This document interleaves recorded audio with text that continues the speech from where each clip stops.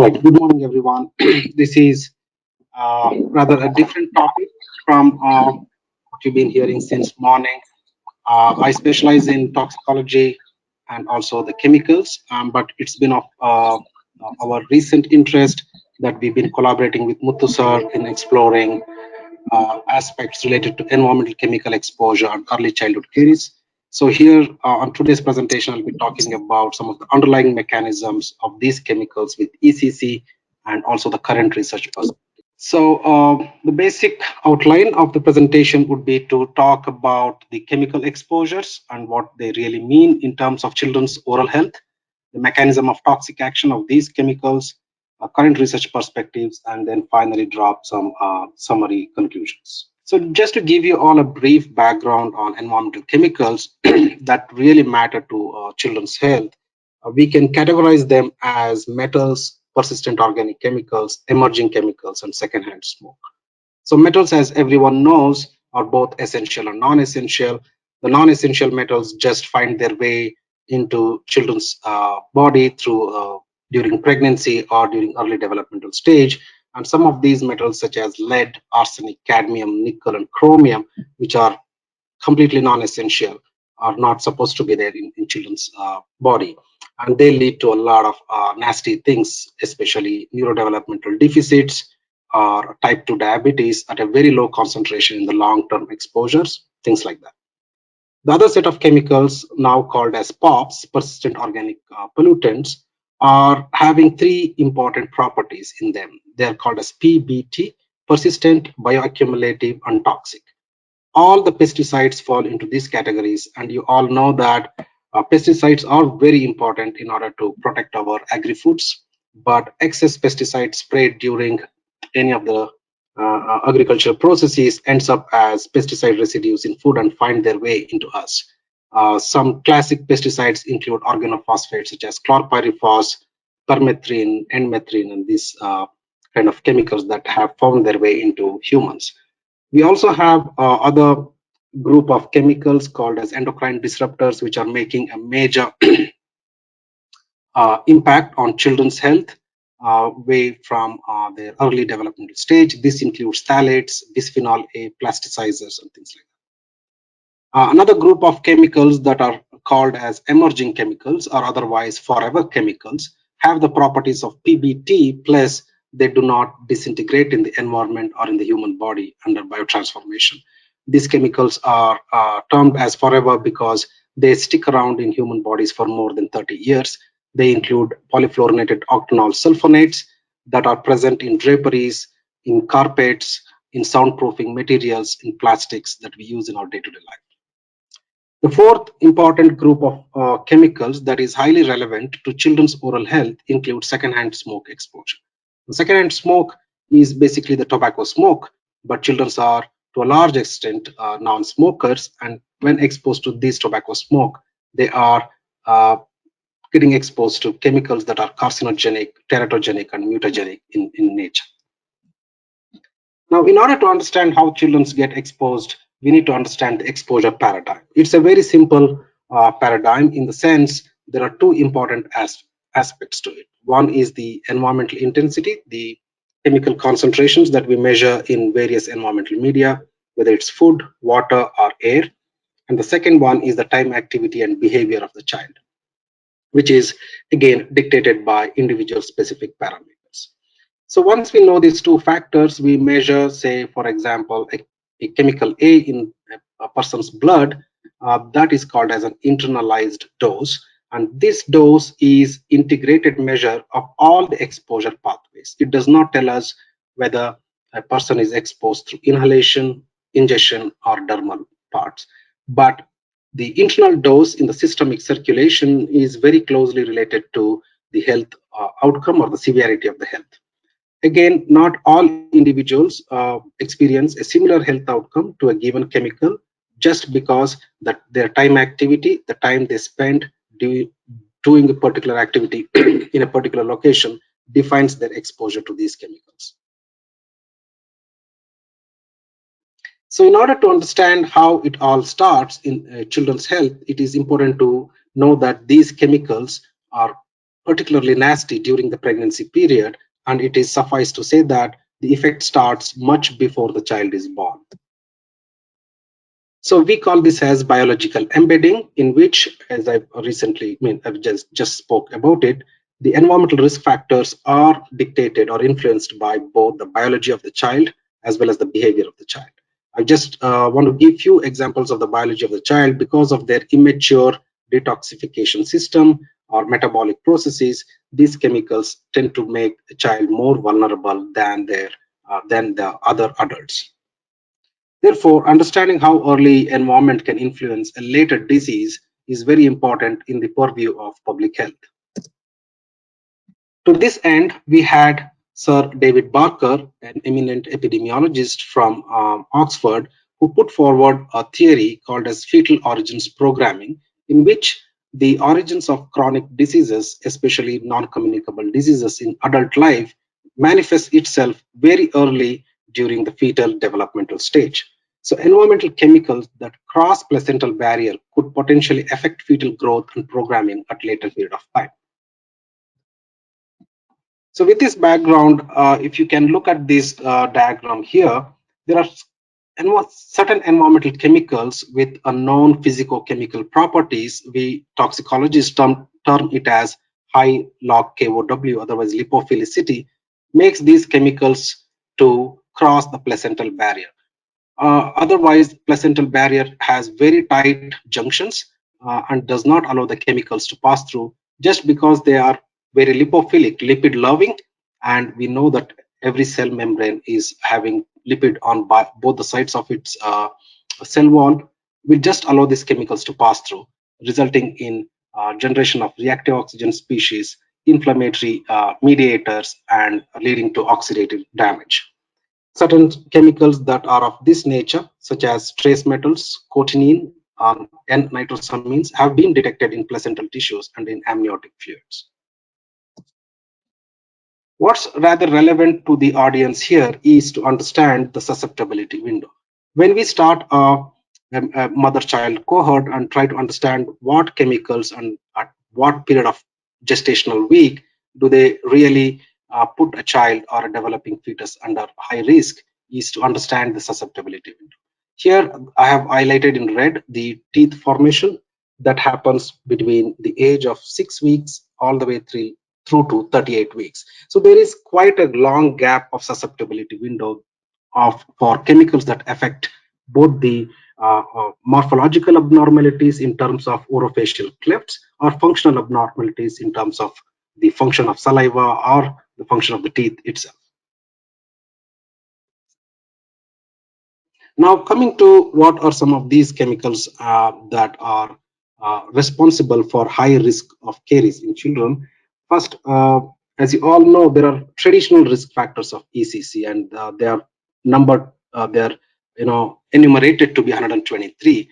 But two predominant risk factors of ECC would include enamel defects and high cariogenic bacteria. However, in the last 2 decades, there has been these emerging risk factors for early childhood caries, and especially the secondhand smoke exposure. And there has been evidence, sufficient evidence, that suggests an association between environmental chemicals and risk of ECC, where the odds of developing ECC related to exposure to secondhand smoke span anywhere between 1.7 to 3.36. And thus, exposure to SHS, especially during pregnancy and during the 6 to 38 weeks of gestation, puts a child at higher risk of developing caries. Let's understand a little bit about secondhand smoke. So chemically, there's been a lot of research that has happened on secondhand smoke exposure. We chemists call the tobacco smoke emitted from side stream and mainstream smoke to be very carcinogenic or very toxic to children's health. The side stream smoke is the smoke that is emitted from an idle cigarette, and the mainstream smoke is the smoke emitted from an exhaled breath. So the mainstream smoke contains much more biotransformed chemicals when a person exhales it and a child happens to be present in the vicinity breathing these chemicals. Certain researchers have found close to 7,000 different chemicals, but A predominant of them is cotinine, which is formed from the breakdown of nicotine as a metabolite of it. So exposure to these cotinine, trans-3-hydroxycotinine, and nitrosamines during pregnancy puts the child at higher risk of both oral health issues as well as general health issues. The tobacco smoke, according to IARC, International Agency for Research on Cancer, has also found class 1 carcinogens. Class 1 carcinogens are those that are having properties of known carcinogenicity in humans. And this includes benzene, metals, and nicotine, and benzopyrene, and NNK.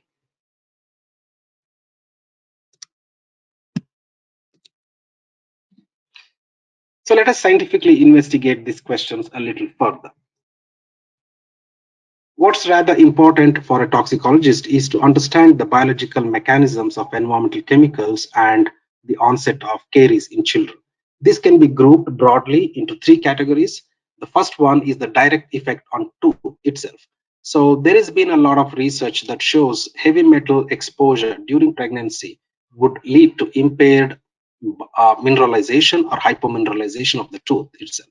And smoking during pregnancy may be associated with delay of tooth formation, increases the chances of enamel hypoplasia, increases the proliferation of cariogenic bacteria as well.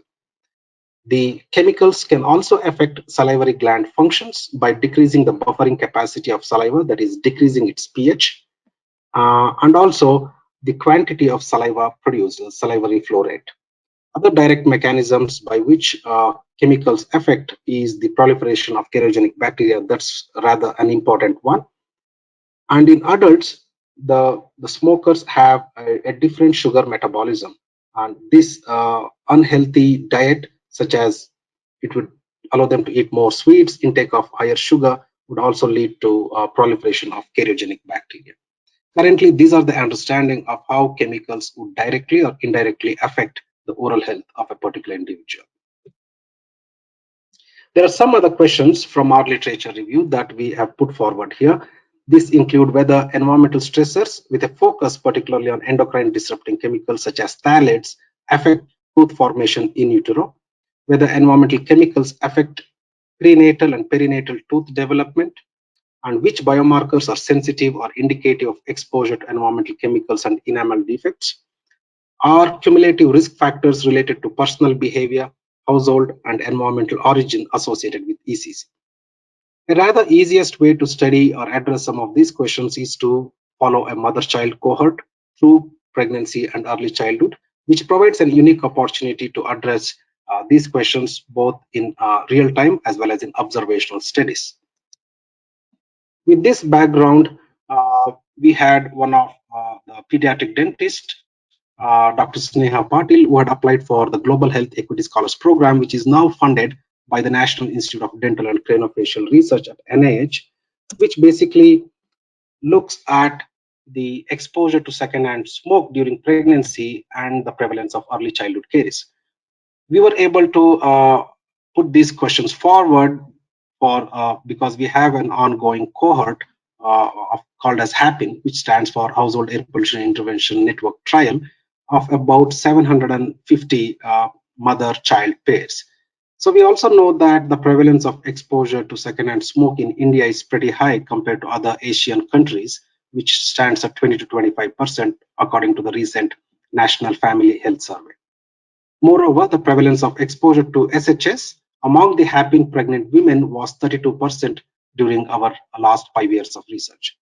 So with these things in background, the two important questions that we have posed is to understand whether there is an association between SHS exposure and prevalence of early childhood caries in these children, otherwise called as the HAPPIN children. We are also taking saliva from a select 100 children to understand the relationship between salivary biomarkers and early childhood caries. For the salivary biomarkers, we are looking at salivary 3-hydroxycotinine, telomere length, 8-hydroxo-DG, which is an oxidative stress biomarker, and its relationship to ECC.